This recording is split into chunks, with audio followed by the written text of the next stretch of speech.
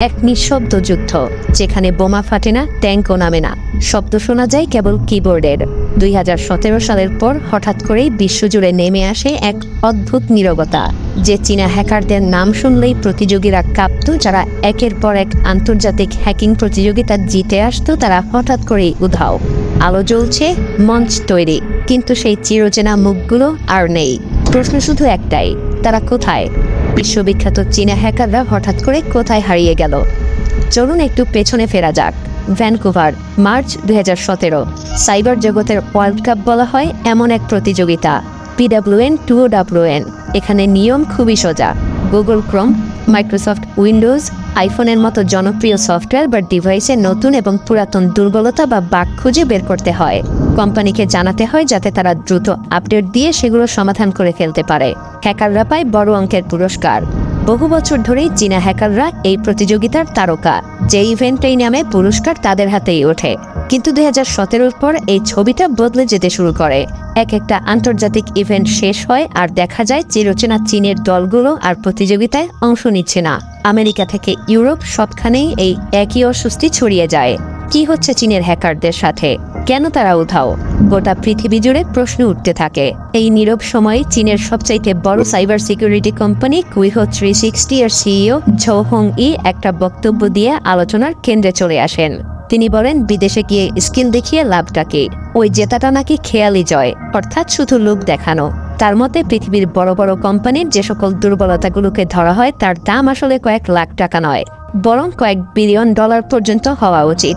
এর কিছুদিন পরেই দেখা যায় চীনা হ্যাকাররা বিদেশি প্রতিযোগিতায় অংশ নেওয়া প্রায় বন্ধ করে দিয়েছে। মজার ব্যাপার হলো, এটা হ্যাকারদের ব্যক্তিগত সিদ্ধান্ত না, বরং সরকারের নিষেধাজ্ঞা আছে। অর্থাৎ বাইরের মঞ্চের দরজা বন্ধ হয়ে যায় চীনা হ্যাকারদের জন্য, আর খুলে যায় ভেতরের নতুন এক মঞ্চ। সেই নতুন মঞ্চের নাম টায়ানফু কাপ। আন্তর্জাতিক প্রতিযোগিতার বিকল্প হিসেবে চীন দেশেই সেটা আয়োজন করা হয়, আর প্রাইজ মানি মিলিয়নেরও বেশি।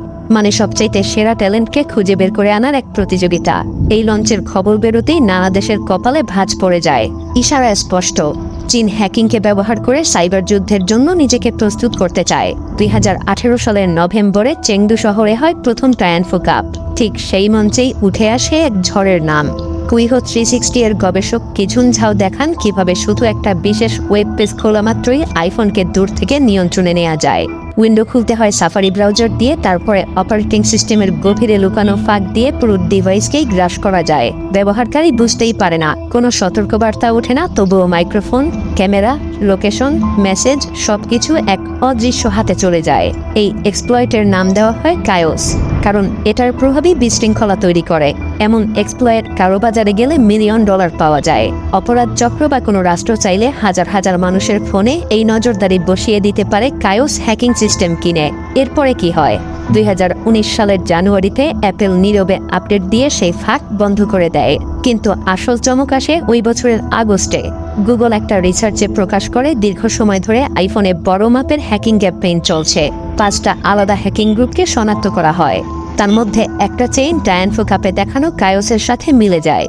ধাপে ধাপে, কাঠামোয়, কাজের ধরনে সবকিছুতেই। অর্থাৎ মঞ্চে যে ডেমোটা দেখা যায়, বাস্তব জগতে সেটাই ব্যবহার করে নজরদারি চালানো হয়। পরে মিডিয়া অনুসন্ধান, গুগলের টেকনিক্যাল নোট আর অ্যাপেলের সময়রেখা মিলিয়ে বোঝা যায় প্রধান টার্গেট ছিল শিংজিংয়ের উইঘুর মুসলিমরা। পাশাপাশি সাংবাদিক, অ্যাক্টিভিস্ট এবং সরকারের সমালোচকও তাদের নিশানা থেকে বাদ যায় না। এখানেই এই গল্পের শেষ না। 2024 সালের ফেব্রুয়ারিতে গিটহাবে ফাঁস হয় আইসুন নামের একটা চীনা আইটি সিকিউরিটি ফার্মের ডেটা। ইমেইল, চ্যাটলগ, এমনকি স্পাইওয়্যার ডেভেলপমেন্টের নথিও সেখানে থাকে। ফাঁস হওয়া কাগজপত্রে দেখা যায় তারা সাইবার স্পাইং টুল বানায় এবং সেগুলো সরাসরি সরকারি সংস্থা এবং চাইনিজ মিলিটারিদেরকে দিয়ে দেওয়া হয়। এমনকি চুক্তিপত্রে প্রতিটা হ্যাকড মেইল ইনবক্সের জন্য নির্দিষ্ট ফি-এরও উল্লেখ পাওয়া যায়। এমনকি 2024 সালে মার্কিন ট্রেজারি ডিপার্টমেন্টে চীনা রাষ্ট্র সমর্থিত হ্যাকাররা অনুপ্রবেশ করে, সংবেদনশীল নথি চুরি করে। ওই বছরই অন্তত 9টা মার্কিন telecom network, AT&T, Verizon, mobile সহ অনেকগুলো কোম্পানি টার্গেট করা হয়। তার আগের বছর ভোল্ট টাইফুন নামে একটা পরিচিত চীনা গ্রুপ আমেরিকার এনার্জি এবং ওয়াটার ফিল্ট্রেশন সিস্টেমকে লক্ষ্য করে সাইবার অ্যাটাক চালায়। 2023 সালে গুয়ামের আশেপাশের সামরিক ঘাঁটির কাছে অস্বাভাবিক মালওয়্যারও ধরা পড়ে। বিশেষজ্ঞদের পর্যবেক্ষণে জানা যায়, এই গ্রুপগুলো বহু বছর নীরবে ভেতরে অ্যাক্সেস নিয়ে রাখে আর সময় এলেই আঘাত করে। মিসাইল নয়, বরং মূল শক্তি কোড।